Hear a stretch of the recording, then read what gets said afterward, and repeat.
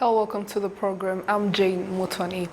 President Paul Kagame has urged those in Rwanda's judiciary not to tolerate any injustice, however significant it may be, and instead strive to fight it. President Paul Kagame has noted that working together can help strengthen Africa's struggling air forces. Well, welcome to the news in details. Now, President Paul Kagame has urged those in Rwanda's judiciary not to tolerate any injustice, however insignificant it may seem, and instead strive to fight it, working with other concerned institutions and the general public. The President of the Republic made the remarks as Beatrice Mukamurenzi took her oath as a new judge in the country's Court of Appeal. During the swearing-in ceremony, the President of the Republic expressed confidence in Beatrice Mukamurenzi's abilities, but also noted that the responsibilities she has been charged with are not to be taken lightly.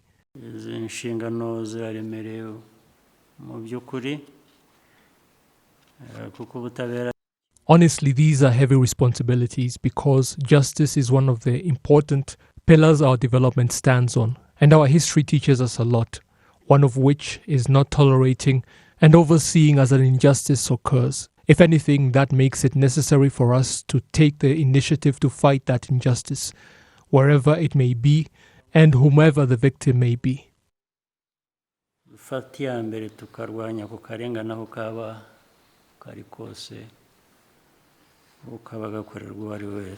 His Excellency Paul Kagame also noted that the creation of the Court of Appeal should help the country's judiciary to be more effective at what it does.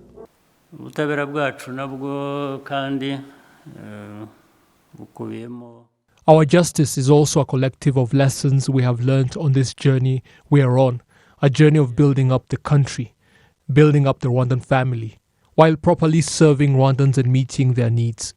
The Court of Appeal is one of the institutions that were created so that cases are finalized fast, so that Rwandans get justice that is not delayed. The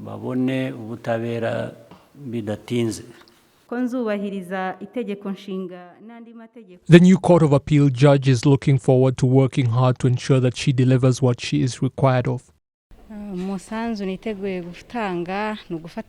contribution I'm prepared to make is to work with others so that we can make speedy court rulings. Because as you heard, the President of the Republic wants us to make fast rulings and fight injustice. The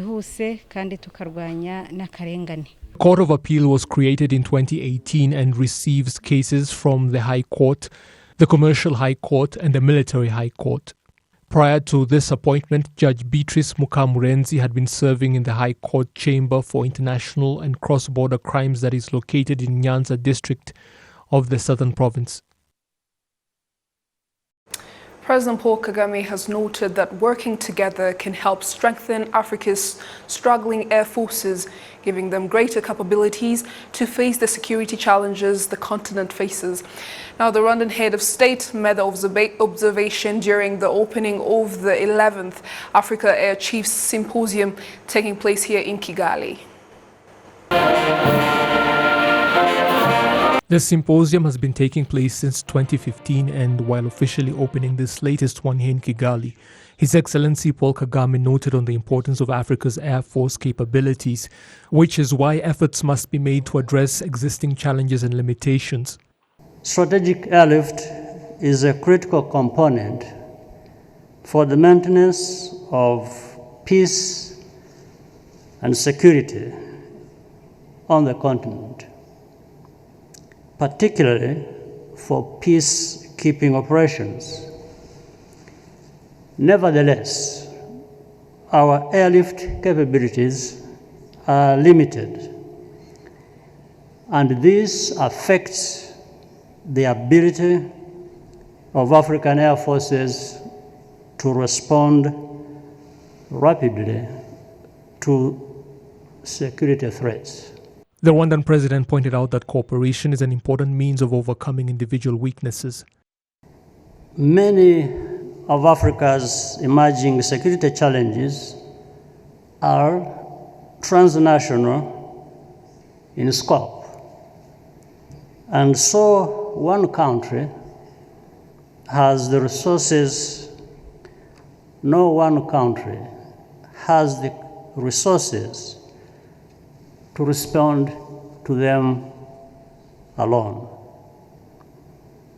We must therefore prioritize partnerships.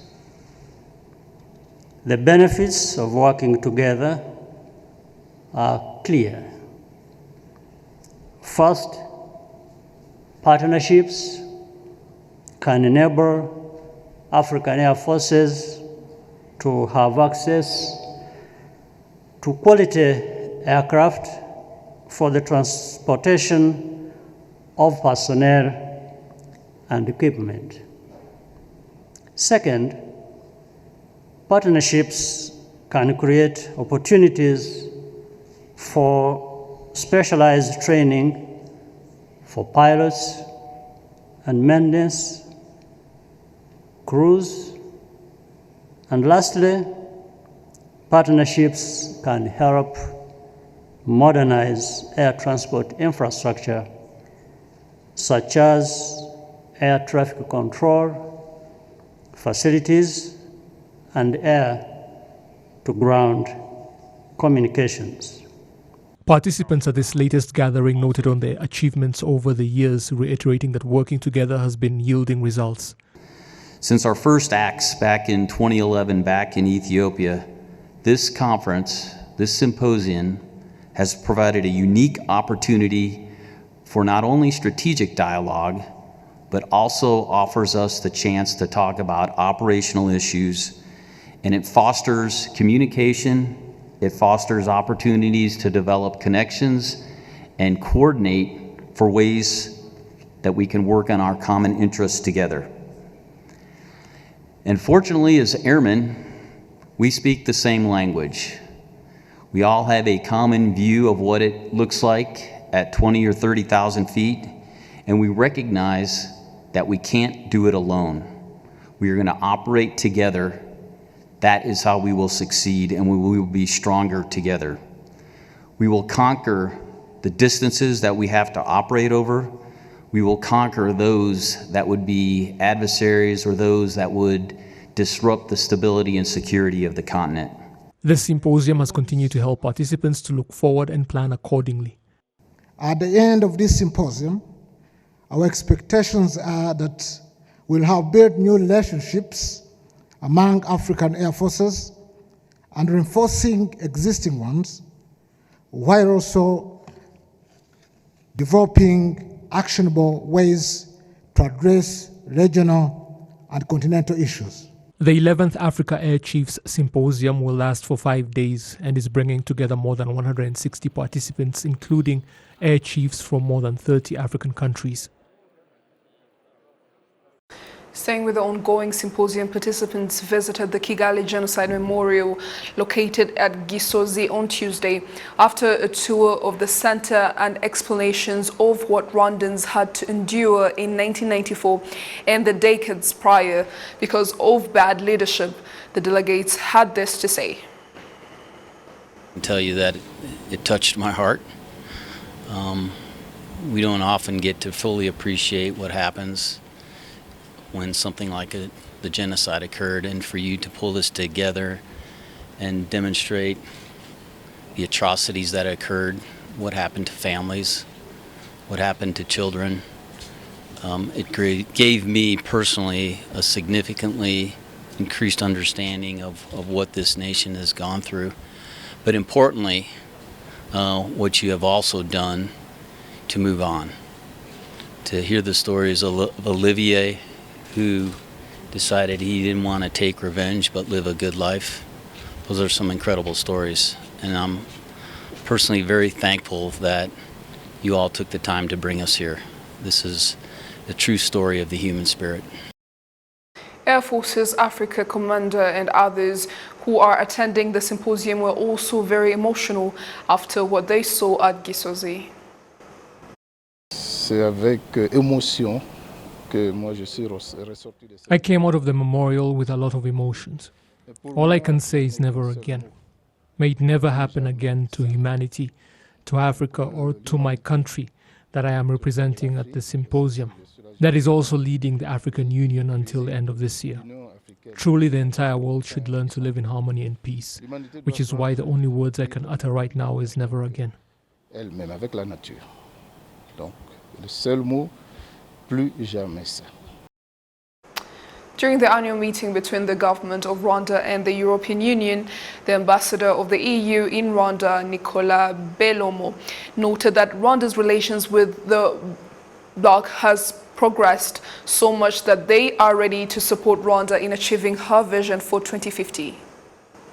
Representatives of the various European Union member states and the Rwandan government held a meeting on Tuesday to review the progress that has been made in the partnership between the European Union and Rwanda. Among the topics discussed were the country's response to the COVID-19 pandemic, the vaccination program, preparations for the launch of a vaccine factory, economic recovery, and law enforcement, or the way people adhere to the preventive measures. The Minister of Foreign Affairs and International Cooperation, Dr. Vincent Wiruta, explains how this relation contributes tremendously in various sectors in the country.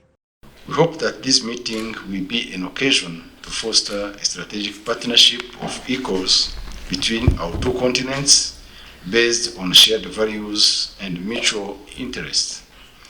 The agenda of today's political dialogue will address all of these areas of common interest between Rwanda and the EU, with the aim to further strengthen our partnership, as Rwanda considers the EU as one of his most important partners, with whom we look forward to building back better following this pandemic. The EU ambassador in the country, Nicole Belomo, says relations between Rwanda and the EU have progressed significantly. We are extremely satisfied with the quality of the partnership and extremely proud of the concrete deliverables on the ground in the different focal areas. As a result of an extensive consultation in the framework of the programming exercise, a new multi-annual indicative program has been adopted in December, fully aligned with the Rwanda ambitious development strategies, namely the Strategy 2050 and the National Strategy for Transformation. I seize this opportunity to thank all parties and stakeholders for the genuine engagement in this process. And as we approach the EU summit in Brussels, we look forward to shaping our joint vision for the future based on a genuine partnership and shared interest. Our objective is to support Rwanda in the achievement of its ambitious development agenda through the promotion of sustainable and inclusive development. The annual meeting is based on Article 8, among those that were adopted in a meeting that took place in Cotonou, Benin, which has brought together the European Union and representatives of Africa, Asia and the Pacific on June 23, 2000. Dr. Vincent Wiruta also explained further on how this partnership will help the country to achieve the 2050 vision. At the national level, we are in the process to start implementing a new EU country strategy, which is aligned with Rwanda's Vision 2050 and the NST1. We are looking forward to continue working closely with Team Europe on key priority areas, including education, skills and jobs for the youth, a Green Deal for inclusive development with a focus on agriculture and urbanization, as well as political and economic governance, including support for private sector development. The talks also focused on trade, investment and the steps taken in the integration of the East African Community member states and the development of the African continent as a whole. An annual meeting between Rwanda and the European Union was last held in 2019 due to the COVID-19 pandemic. The Senate Committee on Foreign Affairs, Cooperation and Security held talks with members of insurance companies. These discussions focused on what can be done to prevent more fires. Some insurance companies are urging the government to make sure that when they are making plans for infrastructure, they should also look out for reasons that cause these fire outbreaks. Martina Abera reports. Some traders claim that they do not have enough information about fire insurance and that they are always worried that if their products are burned, they will not be held accountable. All of a sudden you hear that there was a fire and you have no idea of its origin. So if it were to happen to us, we would definitely experience the loss. The only insurance we know is the medical one, or car insurance. And even those, we don't know the prices. Here, we don't have the insurance. As part of its oversight of the government's activities, the Senate Committee on Foreign Affairs, Cooperation and Security held a meeting with the insurance companies. The problem of not raising awareness about fire insurance is one of the issues raised by some senators. They say that the way information is spread is not clear and efficient, thus urging insurance companies to put more effort into spreading the word about fire insurance. I believe that you too can take part in raising awareness so that Rwandans can know and learn about the importance of insuring their buildings or the contents in their buildings.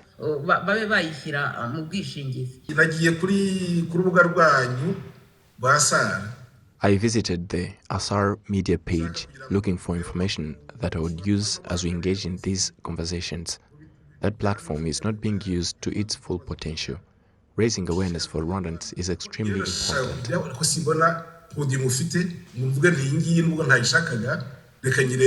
Some representatives of insurance companies in Rwanda point out the role of the state in preventing fires and in mobilizing Rwandans to be insured. What I would ask the government of Rwanda to do is that whilst they are making plans for infrastructure, they look out for possible fire outbreaks in buildings. It is truly difficult because we are business people. It is truly difficult because we are business people. The enforcement that comes with car insurance is done by the police. For houses, the enforcement most of the time is done by banks. For a person to personally want insurance for their own belongings, it will take time for them to have changed their mindsets towards it. Currently, there are 30,000 people who have fire insurance in Rwanda. Fire insurance covers both residential, commercial, administrative, and public housing. Anyone who sells or trades in a building that is not theirs is advised to find out whether the contents of the building are insured, and if not, they get them insured. Martina Ebera, RTV News.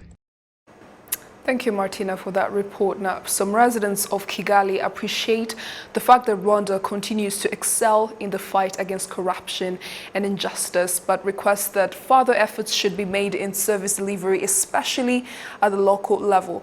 Meanwhile, Rwanda has been ranked in the Corruption Perception Index as the 52nd worldwide in fighting corruption. Olive Nete reports. The Corruption Perception Index is an annual report which ranks countries by their perceived levels of public sector corruption. In the report of this 2021, Rwanda has been ranked as the 52nd with 53 marks in 180 countries in fighting corruption. Compared to the previous year, there has been a decrease of 1%, ranking Rwanda as the 5th from the 4th place in the sub-Saharan Africa. The Executive Director of Transparency International Rwanda, Apollinaire Mupiganyi, has noted that among the reasons that caused the backslide of different countries includes the pandemic of COVID-19 and the misuse of entrusted power by public officials for their gains. This was due or somehow was explained by the current situation of the COVID-19, where the countries focused more on preventive measures against COVID-19 and left behind other initiatives aiming preventing and fighting corruption. And in addition is that during the COVID prevention, some public officials misused the entrusted power for their private gains and abusing this situation where accountability, citizens' check and balance is not available due to the lockdown. On the other hand, some of the residents in Kigali appreciate efforts made in fighting corruption, but also say that there is still a lot to do to eradicate corruption at all levels. Bribery acts have reduced to a great level, but not in all sectors. Especially in local authorities, there are some of them who do not deliver good service. The good thing is that they change leaders, which actually helps because when someone leads for a long time, he usually ends up thinking that he owns the place, which may lead to poor service delivery. The spokesperson of the Rwanda Investigation Bureau, Dr. Thierry Murangira, requests residents to join efforts with the authorities in fighting against corruption, and also encourages them not to keep quiet about any issue regarding corruption.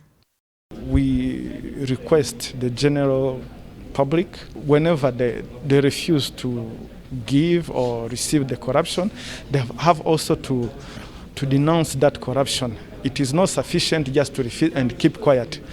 What we want and request the general public, whenever you just refuse that corruption, you need also to denounce, just to point the finger where that corruption is. The Deputy Ombudsperson, Honorable Abbas Mukama, has noted that fighting corruption does not only concern the public sector, but also the private, and also notes that every citizen should contribute in fighting against it. The private sector is also a member of the National Advisory Council that fights against corruption. The private sector is also concerned by the anti-corruption policy set up by the government. We have also established an anti-corruption committee in every sector.